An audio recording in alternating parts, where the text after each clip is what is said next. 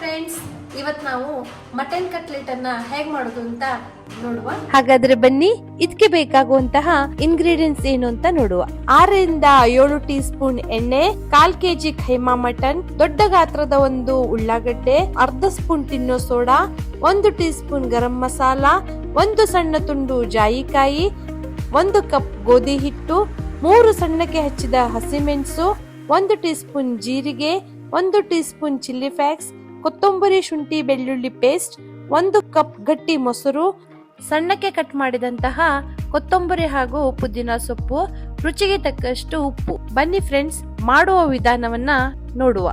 ಮೊದಲಿಗೆ ಮಟನ್ ಖೇಮಾನ ತೆಗೆದುಕೊಂಡು ಅದರಲ್ಲಿ ಸಣ್ಣಕ್ಕೆ ಹೆಚ್ಚಿದ ಉಳ್ಳಾಗಡ್ಡೆ, ಗರಂ ಮಸಾಲ, ತಿನ್ನೋ ಸೋಡಾ, ಹೆಚ್ಚಿದ ಹಸಿಮೆಣಸು, ಶುಂಠಿ ಬೆಳ್ಳುಳ್ಳಿ ಪೇಸ್ಟ್, ಜೀರಿಗೆ, ಚಿಲ್ಲಿ ಫ್ಲೇಕ್ಸ್, ಸಣ್ಣಕ್ಕೆ ಹೆಚ್ಚಿದಂತಹ ಪುದೀನ ಸೊಪ್ಪು, ರುಚಿಗೆ ತಕ್ಕಷ್ಟು ಉಪ್ಪು, ಗಟ್ಟಿ ಮೊಸರು, ಗೋಧಿ ಹಿಟ್ಟು, ನಂತರ ಸಣ್ಣಕ್ಕೆ ಚಾಪ್ ಮಾಡಿದಂತಹ ಜಾಯಿಕಾಯಿ ಎಲ್ಲದನ್ನು ಹಾಕಿ ಸರಿಯಾಗಿ ಮಿಕ್ಸ್ ಮಾಡಿಕೊಳ್ಳಿ.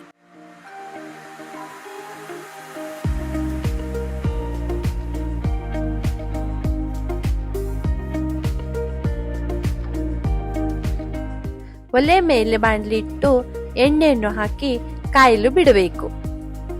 ನಂತರ ರೆಡಿ ಮಾಡಿಟ್ಟಂತಹ ಖೀಮಾನ ಸಣ್ಣ ಸಣ್ಣ ಉಂಡೆ ಮಾಡಿ ವಡಾ ಶೇಪ್ ನಲ್ಲಿ ರೆಡಿ ಮಾಡಿ ಇಟ್ಕೋಬೇಕು. ನೋಡಿದ್ರ ಫ್ರೆಂಡ್ಸ್, ಈ ತರ ಮಾಡ್ಬೇಕು. ಎಷ್ಟು ಚೆನ್ನಾಗಾಗುತ್ತೆ ಗೊತ್ತಾ?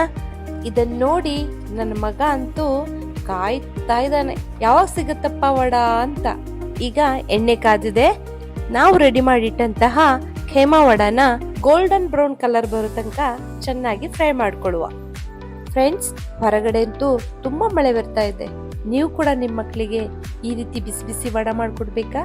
ಹಾಗಾದ್ರೆ ಈ ವಿಡಿಯೋನ ಕೊನೆ ತನಕ ನೋಡಿ ಫ್ರೆಂಡ್ಸ್, ಇವಾಗ special mutton keema vada ready ಆಗ್ತಾ ಇದೆ. ನೀವು ಕೂಡ ನಿಮ್ಮ ಮನೆಯಲ್ಲಿ ಈ ರೆಸಿಪಿನ ತುಂಬಾ ಈಸಿಯಾಗಿ ಮಾಡಬಹುದು.